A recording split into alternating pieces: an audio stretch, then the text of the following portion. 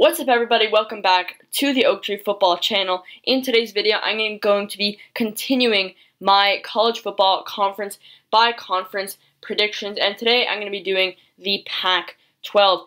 The Pac-12 this year looks like it could be the most competitive it's been for a few years now, and that really excites me because the Pac-12 is one of my favorite college football conferences, and I'm going to get right into it. Starting in alphabetical order in the North Division with the California Golden Bears. Now, I had very high expectations for this team last year. They very much disappointed me. They only finished with a record of 1-3. They had a solid recruiting class, 28th in the nation, and they're bringing back 81% of their team. For the key players, the first one, and probably the most important player, it's got to be quarterback Chase Garbers. 2 years ago, he was great. I believe they were undefeated in games that he started in 2019. Cal was very solid in 2019. I believe they made it to a bowl game.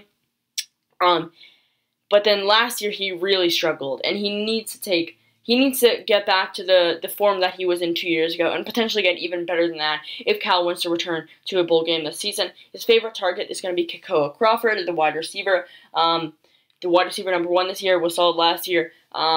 Expect a good season from him again this year. And then defensively, Cameron Good, the linebacker. I really like him.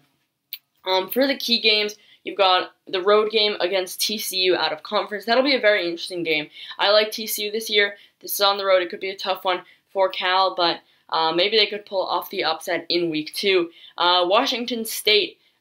This is one of those games that in conference, in the division, they need to win this one if they want to go to a bowl game. And same with the last one against Stanford. Those last two are very winnable games. And if they do want to go to a bowl game this year, they have to win those 2 games. But do I think Cal will go to a bowl game this season? I do not think so. I have them going 5-7, and I really want Cal to go to a bowl game this season. I really liked their team last season, but they disappointed me, and I don't love the schedule overall, so I don't know if Cal is going to improve enough to get to a bowl game. I think they'll be very close. I think they'll be right around that 5-7 mark, and I think they definitely could win one more game and go 6-6. I think it's possible they go 7-5, but unfortunately, I'm going to go with 5-7 for now. Moving on to Oregon. Now, Oregon right now are one of the big favorites to win the Pac-12 this season. They are ranked number 12 in my preseason top 25, which you would know if you watched that video, which came out a few days ago, so go check that out. They had a great recruiting class, number 6 in the country, and the returning production rank is 9th in the country, so top 10 in both those categories. Key players, quarterback Anthony Brown, expecting that he starts. I don't really see a world where he doesn't start week 1. Unless he gets injured, obviously, but I don't think, I haven't seen anything on injury, and I don't think he will. Anthony Brown will start week 1. He got a little bit of playing time last year, and he wasn't great. He wasn't bad, but I think he's a solid quarterback, and I don't think we're going to see a great performance from Anthony Brown. I don't think he's going to be as good as Justin Herbert was a couple years ago. But I do think Anthony Brown is going to be a good enough starting quarterback to make this Oregon team very solid this year. But the strongest part of this team has to be the running backs. They've got C.J. Verdell and Travis Dye right behind him in potentially one of the best running back duos in the country. There's some really good running back duos in the Pac-12, and this Oregon one has to be one of the best ones. C.J. Verdell is a player that I really, really like. He was a little bit disappointing last season, but he was great 2 years ago. Expect a really big season from him this year. And then defensively, probably the best player in the Pac-12, Kayvon Thibodeau, arguably the number 1 defensive player in all of college football, one of the top prospects for the upcoming NFL draft. Just a monster off that defensive line. In his freshman campaign 2 years ago, I believe he had 9 sacks, and then last year he was really good as well. He's going to have a great season, and I don't think there's really going to be any stopping him in this conference. Key games, they've got some tough ones. On the road at Ohio State in week 2, on the road at Washington, and then on the road at Utah as well. 3 very, very tough games against some tough teams, and I can't see them winning all 3 of those games, but I do think they win one of them, which makes my record prediction for Oregon this year 10-2. I think they lose one of those games, or one of the conference games, and the Ohio State game, but win the other one. to go 10-2 overall and 8-1 in conference. Will that be enough to help them to the championship, the Pac-12 championship? Let's wait and see. Moving on to Oregon State. Now, Oregon State was interesting last year. They actually beat Oregon in a big surprise, but they also went 2-5, and they weren't that great overall. And heading into this season, I'm not sure how much I love this team. Not a good recruiting class. I believe they had the worst recruiting class in the whole Pac-12. But they're bringing back 87% of the team, which is 7th best in the nation, which is very solid. Key players, they're also bringing in transfer quarterback Sam Neuer. I believe he was second team All Pac-12 last season with Colorado. I am a Colorado fan, so it did hurt a little bit to see him go, especially after the solid season he had last year. But I do expect him to be as good as he can be with this Oregon State team this year.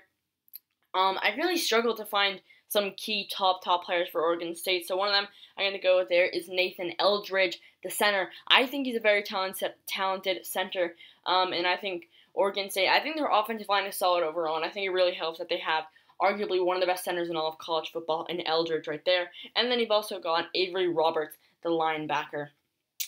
Key games, I've just gone with their 3 easiest games in conference this season, which in my opinion are going to be Washington State, Cal, and Stanford. If they want to go to a bowl game, which is going to be a tough task, they need to win those games. Unfortunately, I do not see this team making a bowl game this year. I see them going 4-8, 2-7 in conference. So not bad, but definitely not great. I think I don't love this Oregon State team going into this year. Like I said, I like Sam Neuer, but I don't think overall this team has enough quality to be that great this season. Moving on to Stanford. Now, last year was a very interesting year for Stanford. They started off the season with 2 losses against Oregon in Week 1 and then Colorado in Week 2. And then they won all of their final 4 games, which makes this upcoming season a little bit more interesting. Key players, Austin Jones, the running back, was pretty good last season. The quarterback is gone for Stanford, meaning Austin Jones is going to be relied on in the run game a lot. And then defensively, you've also got defensive end Thomas Booker and linebacker Levani Damani. Key games at Kansas State out of conference in Week 1. That's going to be an interesting one.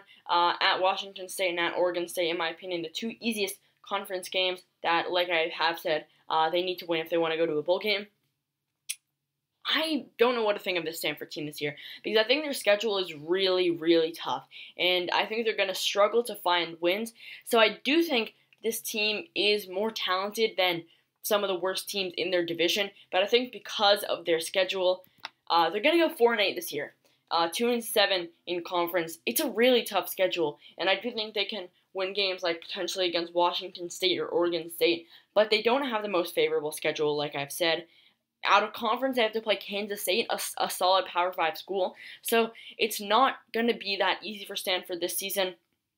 So while I could very well see Stanford going to a bowl game, I think it's more likely that they don't and finish with the record of like 4-8 or 5-7. I don't think they'll be as bad as 3-9, but don't count it out. I think anything could happen with the Stanford team this year.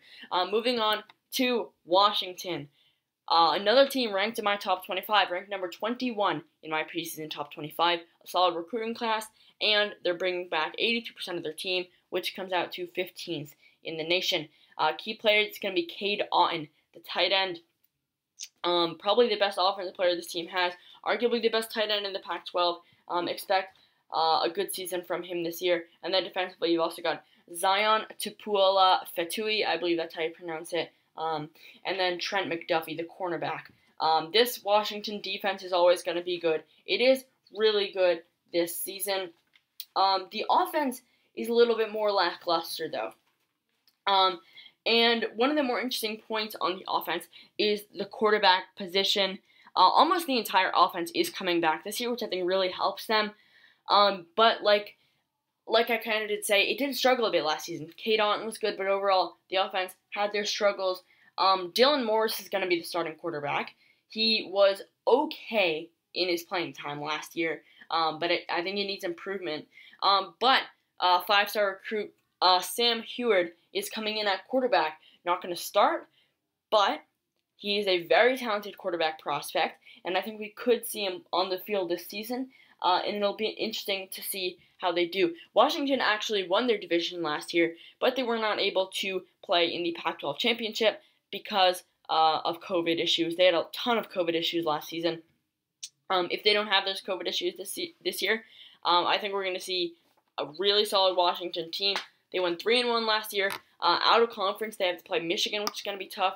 They also have to play Oregon, and one of their cross-divisional opponents is going to be Arizona State, which is pretty tough. But my record prediction for Washington State this year, it's going to be 9-3. I like this team, 7-2 in conference.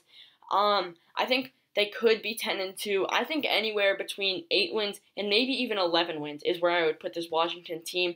I definitely feel very positive about this team, and I wanted to say they would go 10-2, but I'm just not sure if they're that good enough yet.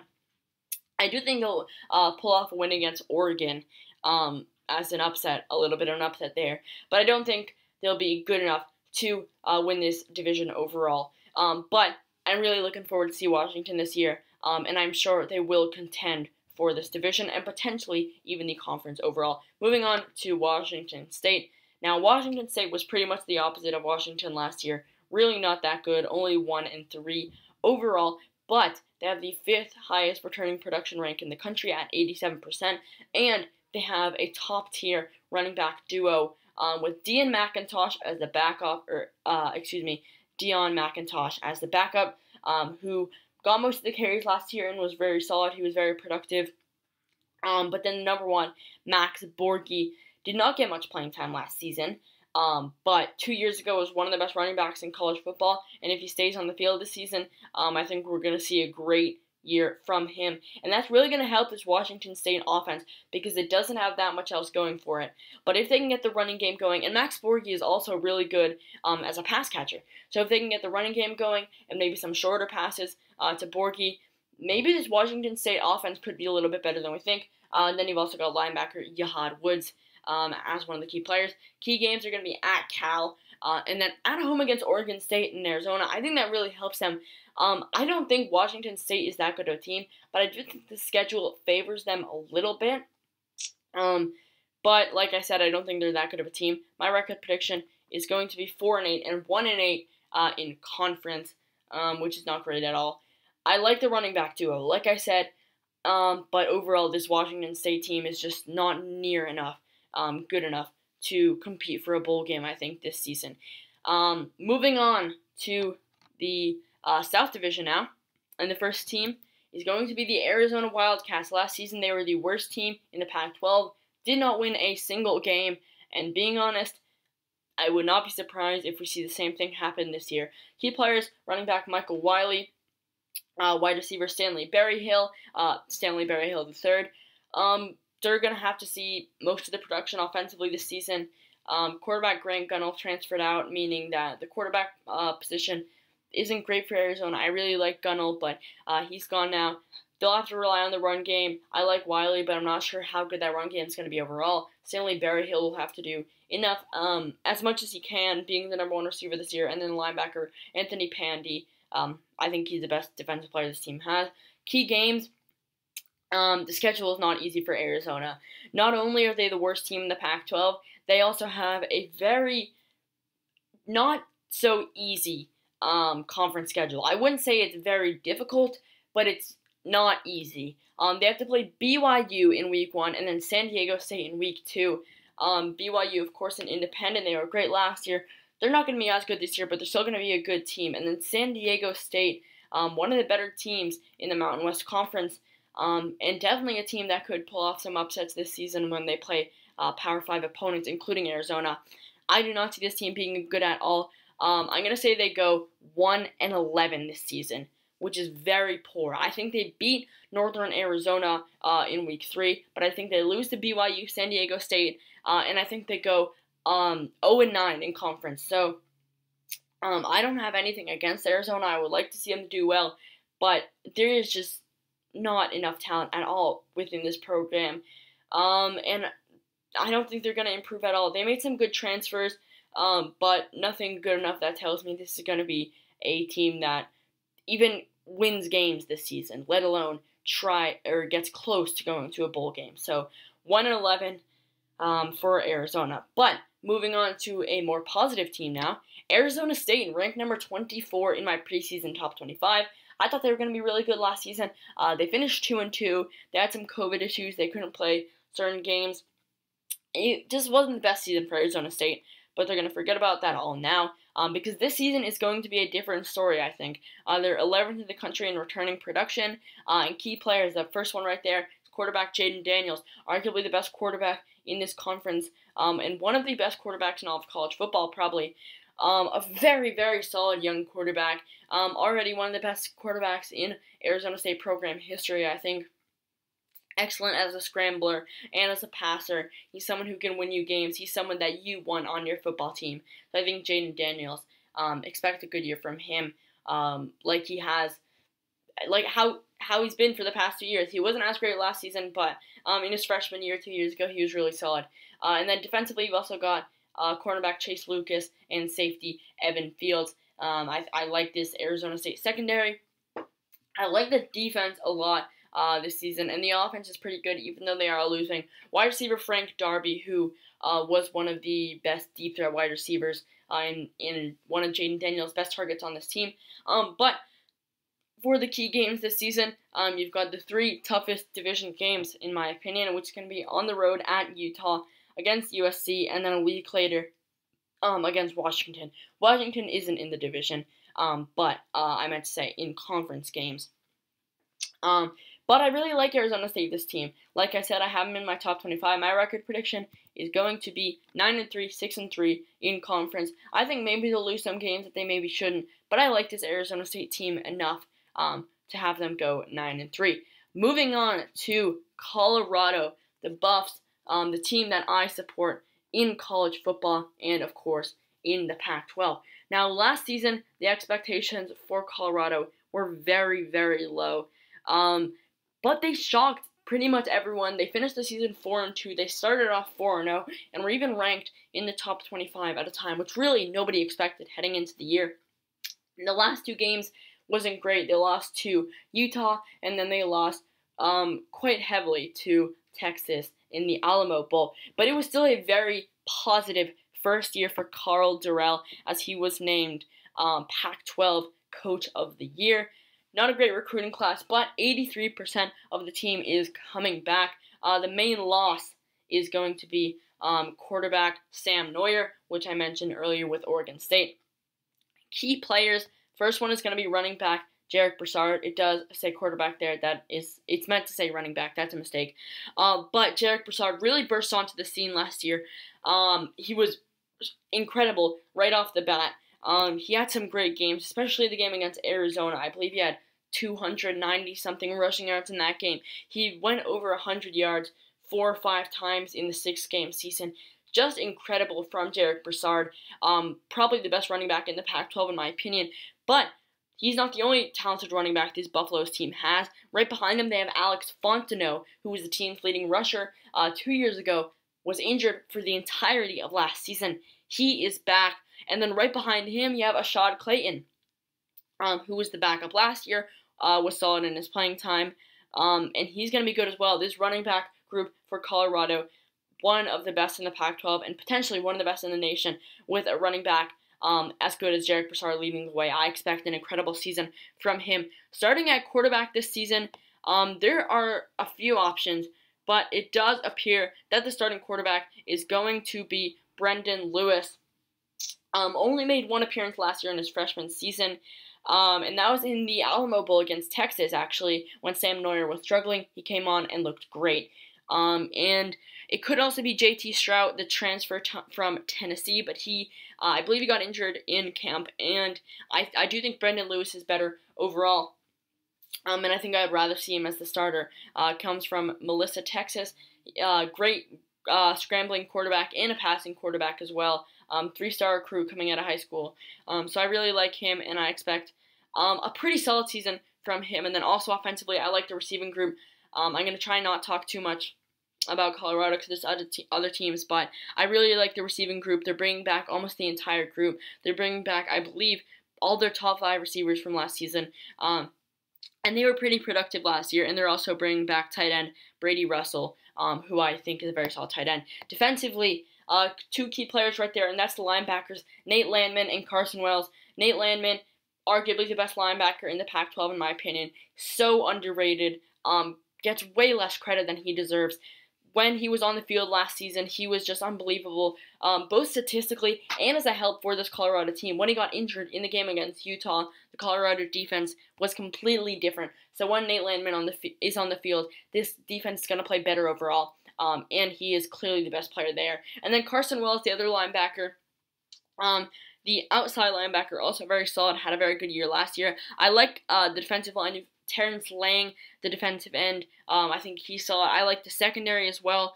You've got cornerbacks Christian Lewis and Mekhi Blackman coming back, and you've also got safeties Mark Perry and Isaiah Lewis. I love this Colorado team overall. I'm really excited for this season, and I feel like I'm a little bit more positive than most people are. It is a very difficult schedule, though. Out of conference, they have to play Texas A&M and Minnesota, and then in conference, they have a lot of games, difficult games on the road, and then they also have to play Oregon and Washington from the opposite division.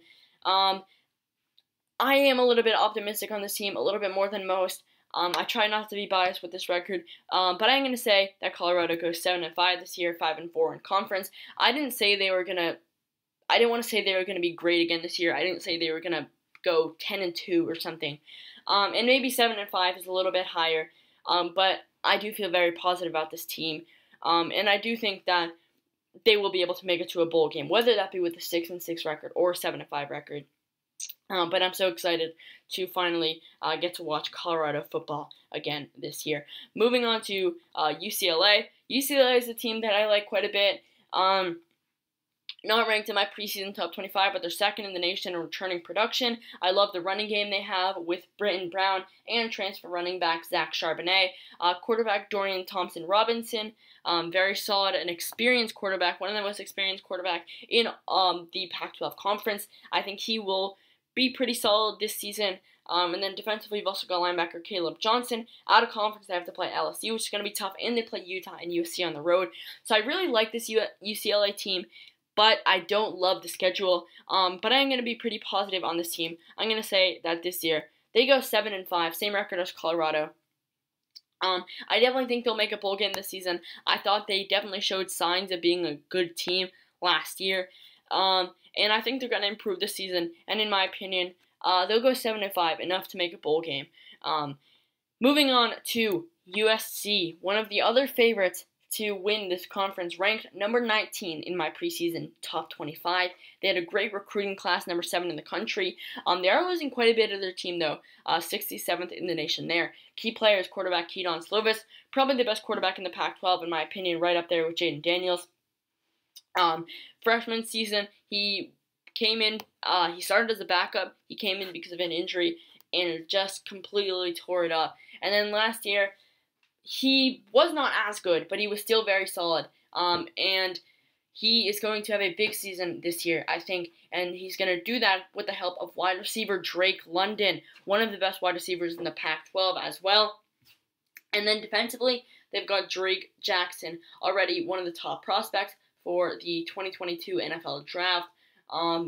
Right up there, it's one of the best defensive ends in the conference, probably second best, right behind Kayvon Thibodeau. Key games for USC are going to be Utah at home. I think it helps that they're at home for that one. At Notre Dame, right after the bye week.